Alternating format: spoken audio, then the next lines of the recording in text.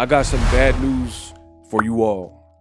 Gervonta Davis versus Ryan Garcia seems to have hit a roadblock and be in potential jeopardy, well, at least according to Oscar De La Hoya. That's what I want to talk about this video. What up, Fight World? It's your boy Ego, and I'm back with some more boxing. And I hate to be the bearer of bad news. Don't shoot the messenger. But Oscar De La Hoya, I do believe Ryan, he makes a strong case. Oscar De La Hoya, on his verified Twitter account, Olympic gold medalist, East LA, purchased some abs recently. This is what he had to say. I have no contract. The deadline for me is Monday, or I'm moving on. Hashtag Davis Garcia. Boom. Very cryptic, very random, and very concerning.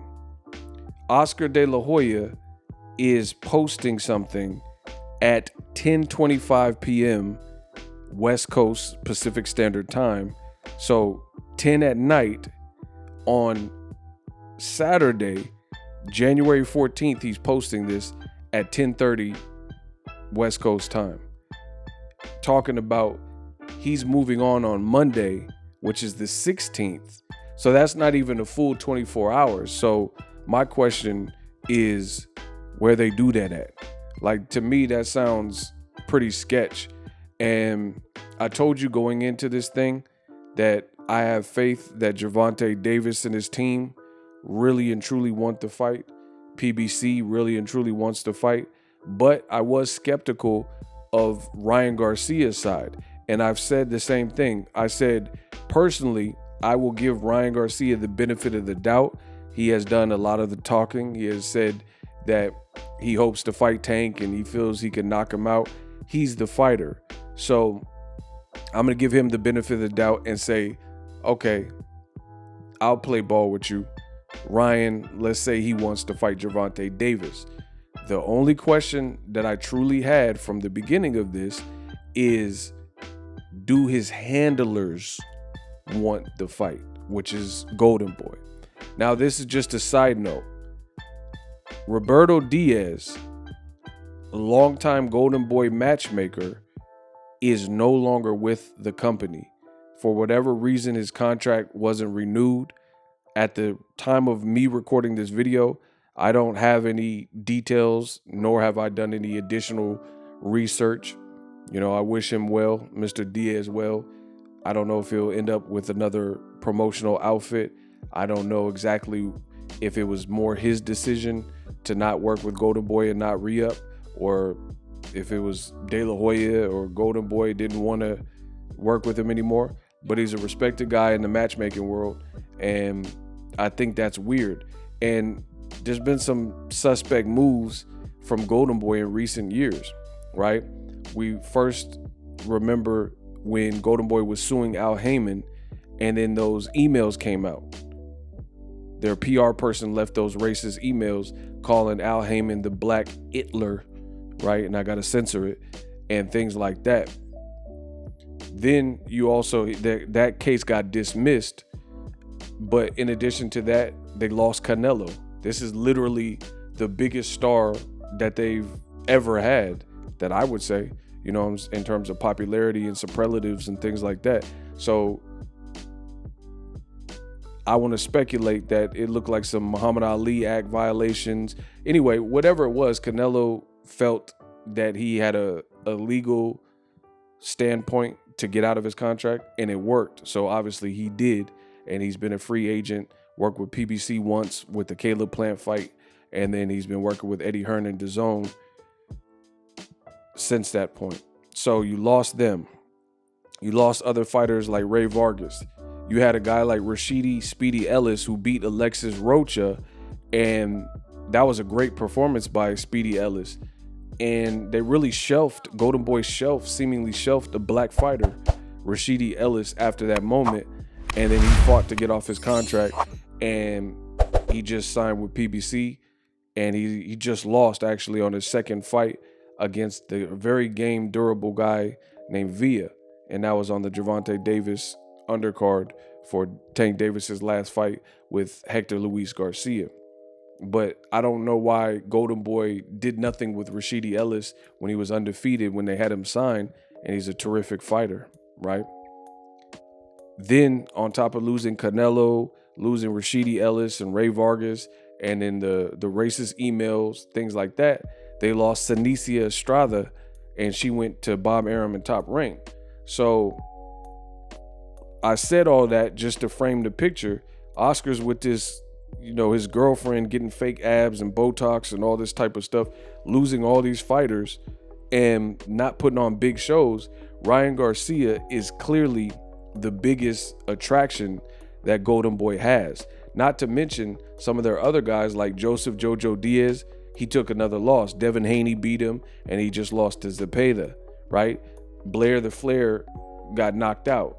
So Ryan is by far the biggest attraction that Golden Boy even has, and it seems a bit weird that at 10:30 at night on the 14th, Oscar De La Hoya's pitching this to the public that he's close to walking away from this fight or whatever if he doesn't have a contract. That doesn't seem like the due course. If you really have a contract and you really want the fight, why are you making it a public issue instead of phoning PBC, phoning Al Heyman, phoning his people and saying, hey, I need the contract, let's get it cracking, Ryan's ready to rock and roll. The other thing that I feel that is suspect in this whole equation is Ryan opting to not take a tune-up. That seems very sketch and suspect, since no matter what Ryan decided, Tank Davis was going to be doing a tune-up because that was the agreement. And he just did that January 7th, I think it was, against Hector Luis Garcia, and he became another slave and page in his rhyme book, right, with another knockout. So that's a weird move for Ryan Garcia he previously said he was going to fight in January and have an interim bout.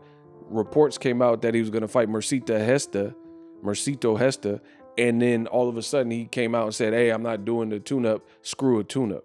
Now De La Hoya is saying this just looks bad. It looks bad on Ryan's behalf because this is your team, and it's making it look like they don't want it for whatever reason, So I hope this gets ironed out. I do want to see the fight. It's a super fight. Ryan is saying he wants it. I don't know, as of me recording this video, if Ryan has anything to do with it, but I still kind of blame the fighter because this is the team that you selected. This is your promoter. So to a degree, it's just like, let's say somebody's standing trial for murder. If your attorney is speaking on your behalf, then the things that he says could harm you because he's representing you. You see what I'm saying? So that's what I feel is like, even if Ryan really truly wants to fight Gervonta Davis, your promoter is making it look bad on your behalf because this is your representation, and he's making it like y'all gonna walk away from the fight. Another reason that would be bad is obvious reasons. Ryan Garcia in the past, he's pulled out of fights with anxiety and said he had too much going on in his personal life, couldn't juggle it all. Pulled out of a fight with Javier Fortuna basically a week after it was announced. Then he was supposed to fight Jojo Diaz at the Cryptocurrency Arena Staples Center. Pulled out of that fight, said he had a hand injury. So to be a bad look, that's not even it. He also said he would fight Devin Haney. The letter said belts don't matter and never fought Devin Haney. Also said he was going to fight Manny Pacquiao. I want to, it's up to my promoter. Said he's going to fight Pacquiao. The rumors was he was going to fight in some guy's backyard. That never came into fruition and never happened. So if this Tank Davis fight doesn't happen, Ryan is like 0-8 for talking about fights and none of them happening. And most people would want to be undefeated, like 8-0, 8 things I said, 8 things I did. You don't want to be 0-8. And Ryan's real record, if he doesn't end up fighting Tank Davis next, is going to look real bad for those reasons that I just stated. Gervonta Davis, after he knocked out Hector Luis Garcia, sensational performance. He said post-fight, I'm ready to rock and roll. On my side, it's good as done. You know, I'm ready to sign. I'm ready to go. So I don't really know what's going on with Golden Boy. De La Hoya seems to reach out to the public a lot with these kind of threats. He did it with Canelo and Golovkin. He was doing it to Golovkin, saying, oh, the train has left the station. You know, you got 24 hours to respond to me. And De La Hoya keeps doing these ultimatums. To me, it's a weak move, and it's a bad look for Golden Boy because it's not really professional. If you want to get in touch with, it's like, I never respected that. Like for me, there's people who have my phone number. If you had a problem with me and you have my phone number, then there should be no problem because you could reach out, and if you had a problem, you can address that with me. So I can't really respect someone that has my number, and if they had a disagreement or, you know, didn't see eye to eye or whatever, and then they didn't use my number. You know, so in the same vein, is like, is that really the way to go about it? Tweeting on Twitter. De La Hoya is like 50 something years old or whatever age he is, and he's using Twitter to do these petty, like childish ultimatums, like, oh, I'm leaving on Monday. And again, if you're really about it and you really want to make the fight instead of ruin, because we already went through the whole situation where he was like, DAZN must be included, and then they worked past that and found out a way to make it happen. And then now he's doing another ultimatum.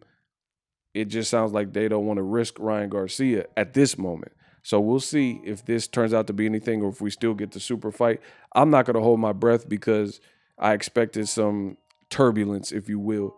But I don't think that's the right way to approach it. What De La Hoya did by getting on Twitter, and then you're not even giving someone a full 48 hours, 10:30 on Saturday, and saying that they got to give you an answer or whatever you're complaining about contract by Monday. I mean, that's real weak. Let me know what you guys think. Drop your thoughts in the comment section. I'm the best in the business, but you already knew that. And I'm out. Introducing Super Thanks.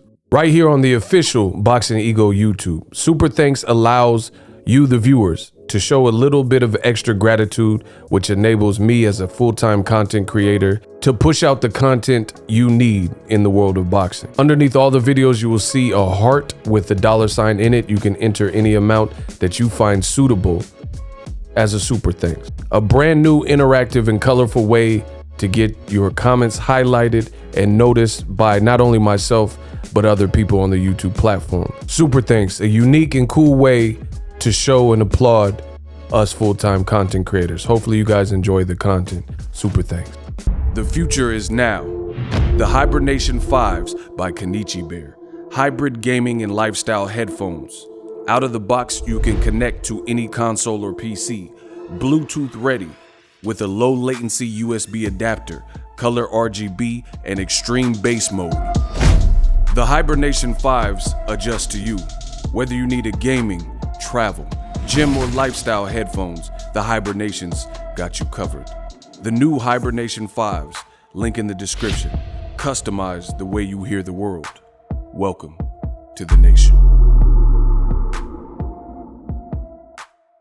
Are you tired of your YouTube videos not getting any views? Well, consider TubeBuddy. I've used TubeBuddy for years to scale up my YouTube channel. Now we're sitting over 200,000 subscribers. TubeBuddy is a browser extension that offers a ton of built-in productivity and time-saving services to take your channel to the next level. Use my link in the description to get started with TubeBuddy and level up your channel faster. We working.